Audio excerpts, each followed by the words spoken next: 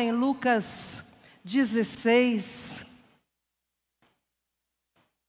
que diz o seguinte: indo para Nazaré, onde fora criado, entrou num sábado na sinagoga. Eu queria que os irmãos lessem a outra frase. Segundo o seu... Os irmãos não acharam? Lucas 4:16. Amém?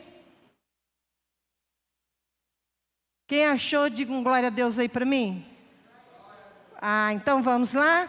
Indo para Nazaré, onde fora criado, encontrou num sábado na sinagoga, segundo o seu costume, e levantou-se para ler. Então lhe deram o livro do profeta, e abrindo o livro, achou o lugar onde estava escrito. Vamos ler todos juntos, apesar das traduções serem diferentes.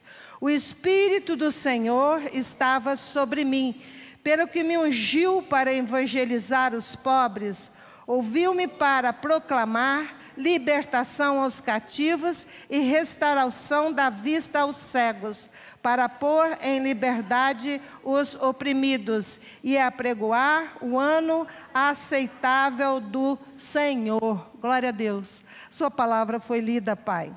Agora o Senhor fica à vontade, ministre conforme está no seu coração, porque queremos ouvir a sua voz e sermos ministrados pelo Senhor. Em nome de Jesus é que eu oro. Amém. Glória a Deus. Bom, o tema da nossa mensagem hoje é: viva uma excelente ou uma excepcional virada. Amém? Amém. Glória a Deus. E eu quero fazer esta proposta para você,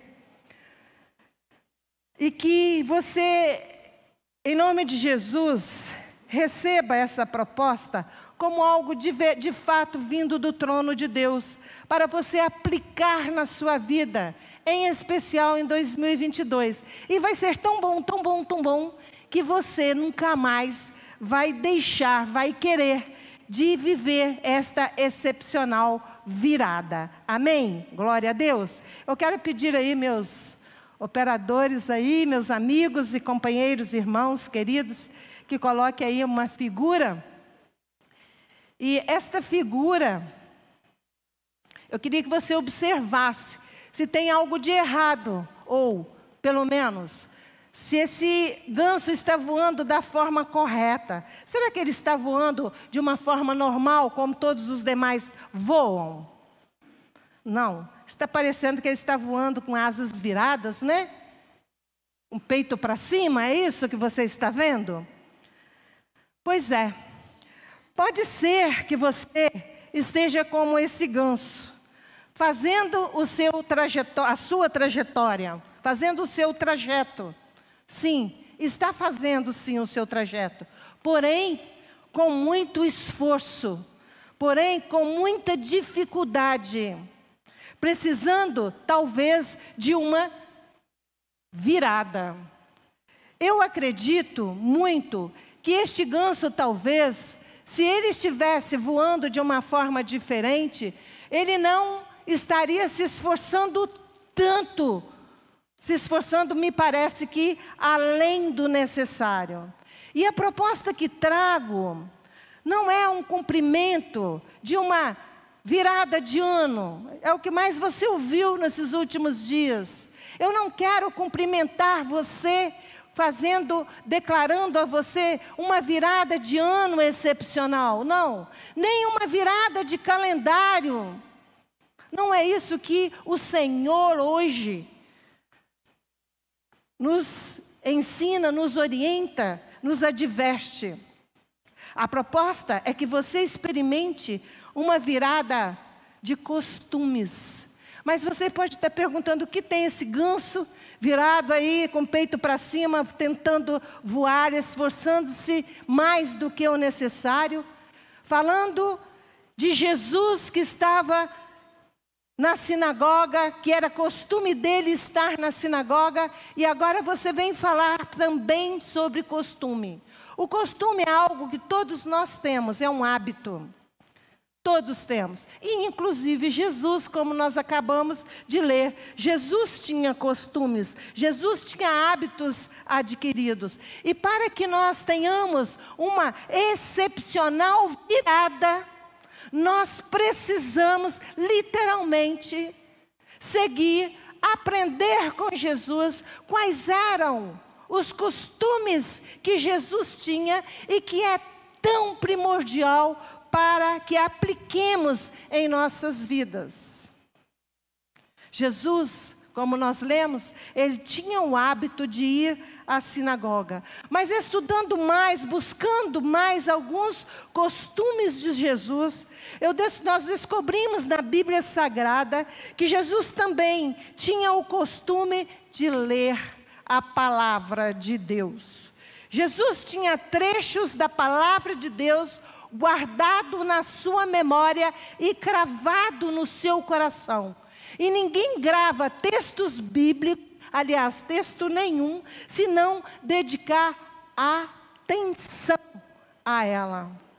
Jesus, lá em Mateus 4, 3 e 4, diz que Jesus estava há 40 noites e há 40 dias de jejum. E naquele momento, Jesus, enquanto homem, ele sentiu fome. Momento em que o tentador chegou para Jesus e disse: se você é filho de Deus, mande que estas pedras virem pão. Jesus respondeu: as Escrituras Sagradas afirmam, nem só de pão viverá o homem, mas de toda a palavra que sai da boca de Deus. Jesus tinha a palavra de Deus cravada no seu coração. Onde está escrito isso, pastora? Está escrito lá em Deuteronômio 8:3. Então Jesus respondeu aqui em Mateus o que lá em Deuteronômio estava escrito. Jesus tinha gravado no seu coração e na sua mente a palavra de Deus.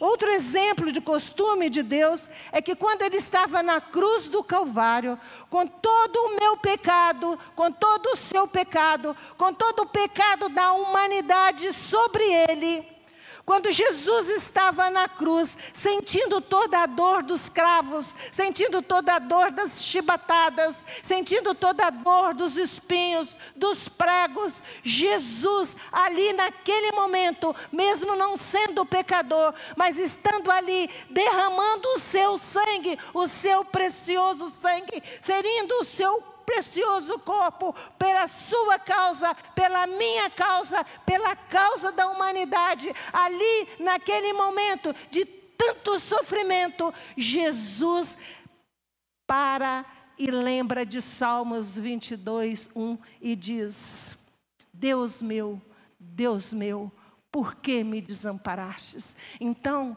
Jesus o tempo todo, ele confronta a tentação, ele confronta a dor enquanto homem, ele confronta a situação difícil enquanto homem com a palavra do Senhor, o nosso Deus.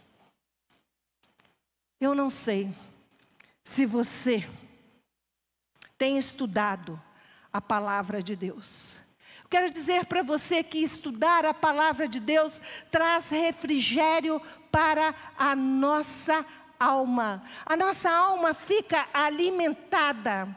E quando chega a tentação, quando chega a dor, quando chega a perda de um ente querido, quando chega a enfermidade, quando chega a escassez, quando chega a provação, nós temos a palavra que vai nos confortar. Nós temos a palavra que vai trazer para nós alento, vai trazer para nós consolo, vai trazer para nós a direção, vai trazer para nós conselho, vai trazer para nós forças, vai trazer para nós segurança, vai trazer para nós a presença do Deus Altíssimo em nós, porque a palavra, na palavra de Deus, nós encontramos ali a resposta para toda e qualquer situação. E lá em Apocalipse 3:10 está escrito: como guardastes a palavra da minha paciência,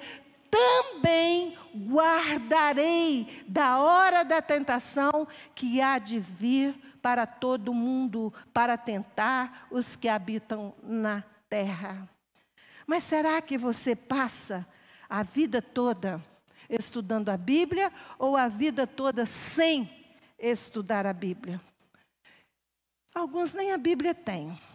Hoje está tão comum, né? Baixa um aplicativo, né? No celular, que nós temos acesso à Bíblia. Mas muitos nem isso faz. Outros têm a Bíblia, mas não sabem nem para onde anda, onde está. Outros mantêm a Bíblia aberta lá no Salmo 91.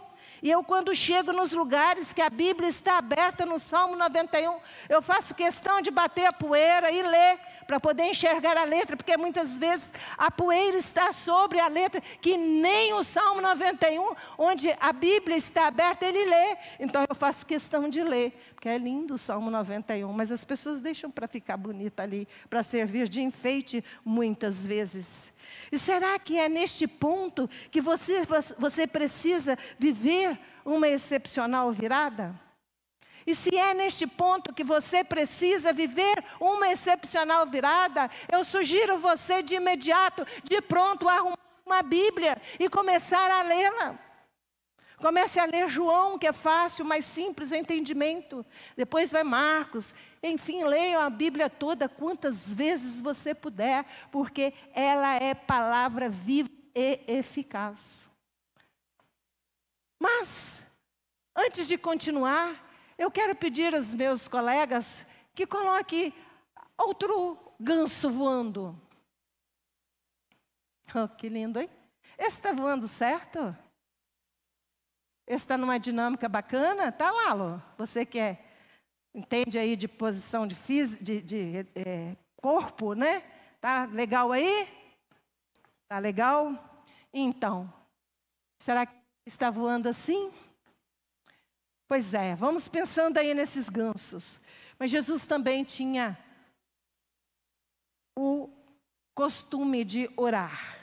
Em Lucas 22:39, Jesus saiu e foi orar como de costume ao Monte das Oliveiras. Novamente a expressão, costume. Jesus ia para o monte, fora do barulho, e ali conversava com o Pai. E em Mateus 6:6 diz o seguinte: mas você, quando orar, entre no seu quarto e feche a porta. Ele aqui, o Senhor, está contando que você vai orar. Ele não diz, se por acaso você for orar. Não é isso que a Bíblia fala. A Bíblia fala, quando você for orar. Ele está contando que você vai orar. E eu acredito muito que se fosse hoje, ele ia dizer o seguinte: quando você for orar, feche a porta. Que porta que você precisa fechar quando for orar? Fechar a porta de todo o pensamento que possa vir a atrapalhar o seu relacionamento com Deus. Fechar a porta significa desligar todos os aparelhos eletrônicos que possam interferir no seu relacionamento com Deus. Fechar a porta é não olhar para o tempo em que você está vivendo aqui, o tempo Cronos. Fechar a porta é sintonizar com Deus em oração. Mas o que é esta oração? A oração, quando eu oro, simplesmente oro, quando eu simplesmente rezo. A oração é como essa água que está aqui dentro deste copo d'água, desta taça. Uma água limpinha, maravilhosa, mas ela não passa disso. Orar significa uma forma de representar. Quando você ora, é isso aqui, água limpa e pura, mas... e daí? Agora, quando eu oro e entro em ação,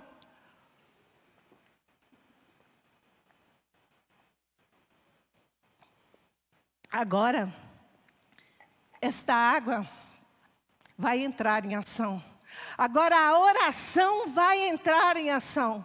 O que é isso, pastora? Quando eu oro, eu não posso de forma alguma me sentir uma pessoa que está aqui orando e Deus está lá no céu. Não.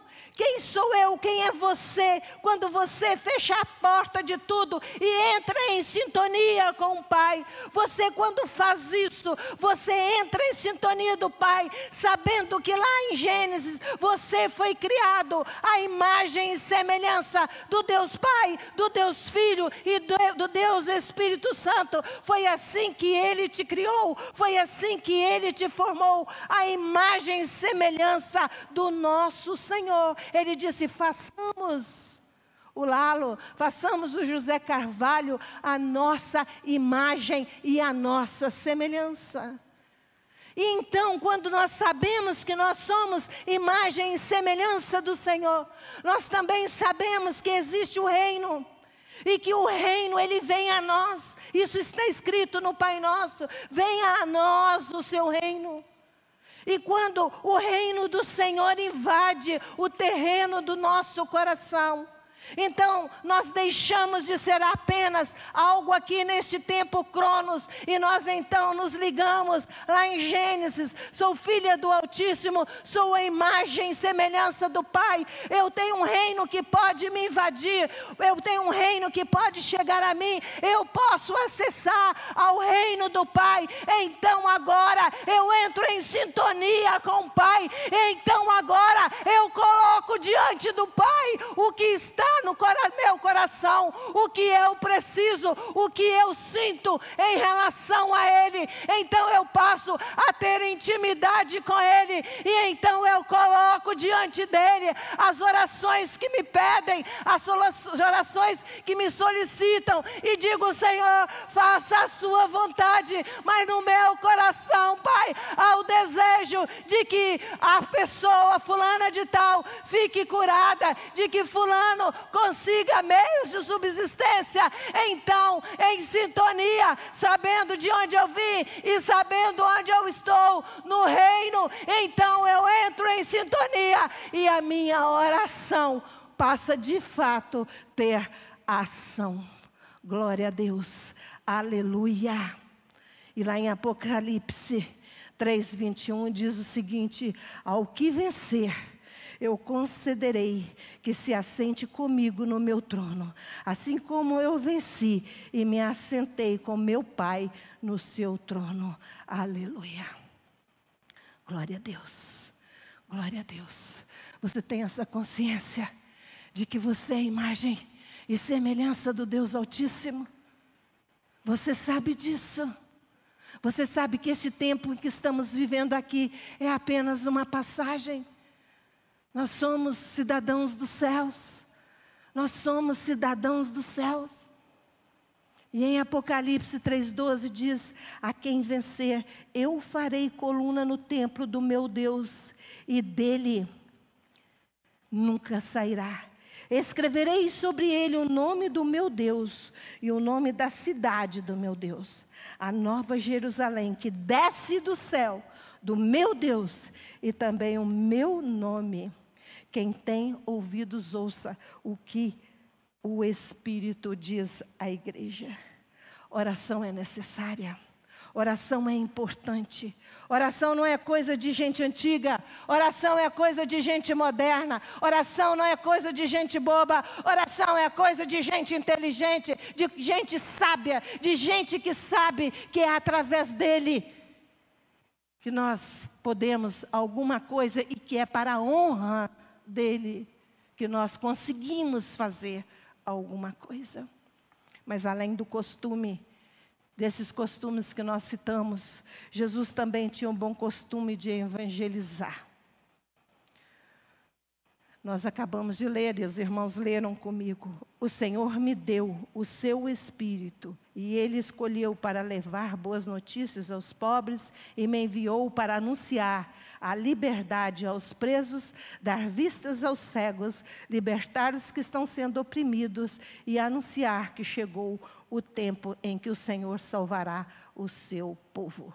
Jesus, ele evangelizava a multidão. Foi o que aconteceu com o Sermão do Monte. Mas Jesus também conversava tete a tete com pessoas. Assim ele fez com Nicodemos. E o levou Nicodemos a alcançar a salvação. Jesus evangelizou a mulher samaritana e tantas outras pessoas, individualmente, pessoa por pessoa. E este exemplo de Jesus, Paulo, ele seguiu de uma forma exemplar e se declarou o imitador de Cristo. Lá em Atos 17, 1:3, onde diz: Paulo e Silas passaram pelas cidades de Antípolis, Apolônia e chegaram a Tessalônica, onde havia uma sinagoga, conforme o seu costume. Paulo foi lá e nos 3 sábados seguintes falou sobre as Escrituras Sagradas com as pessoas que estavam ali na sinagoga. Paulo lhe explicava e provava que o Messias precisava sofrer e que depois de morrer tinha de ressuscitar. Ele dizia: este Jesus que estou anunciando a vocês é o Messias. Jesus mandou que a igreja também fizesse assim. Mateus 28:19 disse: vão e façam discípulos de todas as nações.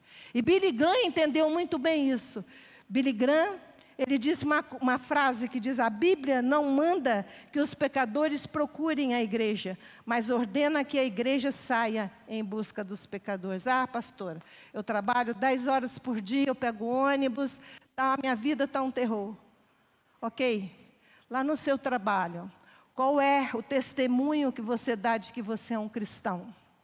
Lá no ponto de ônibus, quando você está lá, alguém chega e fala: você tem algo diferente, parece? Ou alguém olha para você e você sente que a pessoa acha que você é uma pessoa que tem Cristo no coração? Os seus colegas de trabalho te pedem para orar quando eles estão enfermos? Quem é você diante do seu chefe? Quem é você diante das autoridades a quem você deve honra?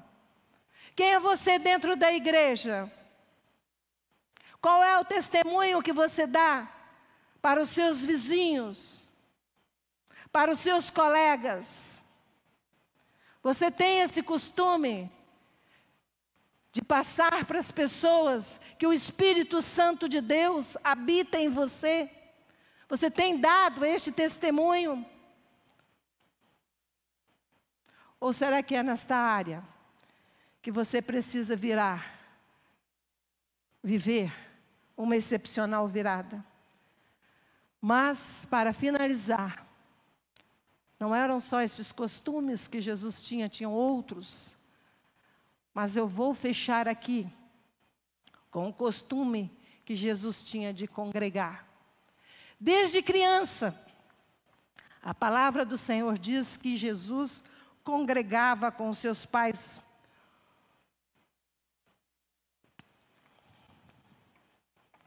E no final da sua vida, ele foi traído e preso. E quando ele foi traído e preso, ele falou para os soldados: estou chefiando alguma rebelião para que vocês venham me prender com espadas e varas? Todos os dias eu estava ensinando no templo e vocês não me prenderam. Quer dizer que todos os dias Jesus ia ao templo. Ele tinha esse costume de estar no templo. Acho que se fosse hoje, ele ia cantar com os meninos, né? Eu não vou cantar porque senão vocês vão embora ou vão desligar a tela. Meu prazer é viver, meu prazer é estar nos átrios do Senhor.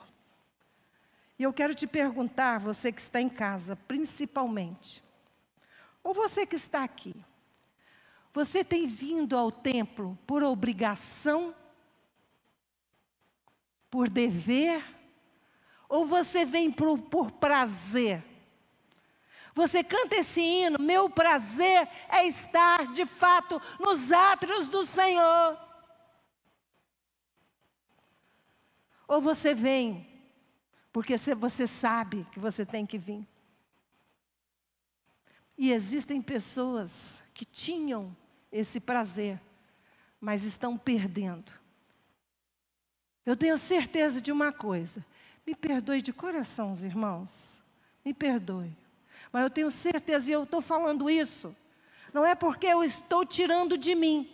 É algo que eu tenho visto. Eu vou viajar, o aeroporto está lotado.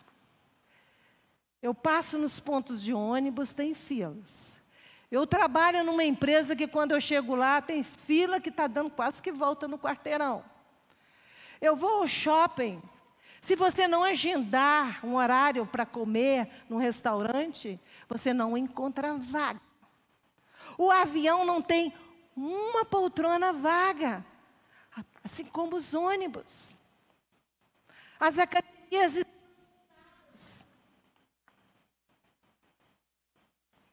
E eu tenho certeza que se amanhã amanhecer chovendo canivete de ponta para baixo, muitos irão arrumar um guarda-chuva anti-canivete, mas vão fazer tudo aquilo que precisa ser feito.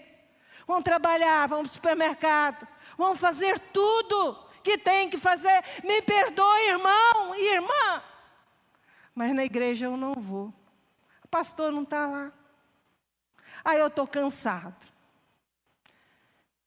Descansar é algo muito, muito importante. Mas administre seu tempo, meu irmão, minha irmã. Administre seu tempo, descanse um momento e venha ao templo. Pastora, mas templo não salva. Eu não estou falando que templo salva. Eu estou falando que quando nós reunimos, quando nós louvamos, quando nós adoramos em congregação unidos, em assembleia, os irmãos se animam, os irmãos que estão fracos na fé se animam. Eu não posso ser egoísta, porque eu tenho essa intimidade com Deus. Eu não posso viver só para mim mesma. Eu preciso viver e me envolver com os irmãos, porque um precisa de um abraço, um precisa de um aperto de mão, outro precisa de que alguém pergunte como você está linda, como você está lindo, como você faz falta. É por isso que nós congregamos em demonstração de gratidão a Deus por tudo que Ele é na nossa vida, por tudo que Ele faz, mas também para servir na casa do Senhor, para operar, para fazer acontecer. Porque senão o Brasil vai acontecer o que aconteceu na Europa. A Europa hoje é chamada de continente pós-cristão. Por que que a Europa hoje é chamada um continente pós-cristão? Depois de Spurgeon ter pregado de manhã e à noite com os templos cheios. Foi por isso que o cristianismo deixou de praticamente existir naquele continente. Foi porque os irmãos abandonaram a congregação, abandonaram o costume de congregar com os irmãos. Foi porque os pastores pararam de pregar sobre a importância da oração, a importância da evangelização, a importância de estudar a palavra de Deus. E passaram a pregar coisas que todo mundo quer ouvir. Como, por exemplo, como ficar rico em tantas semanas. É verdade isso ou não é, gente? E aí a igreja lota. Porque o pastor não está ensinando como orar, como evangelizar, como ter comunhão com Deus. Mas o pastor está dando estratégia de como comprar um carro novo, de como conquistar uma casa nova. E a palavra do Senhor diz o seguinte, lá em Mateus 6,33. Mas buscai em primeiro lugar o reino de Deus e a sua justiça.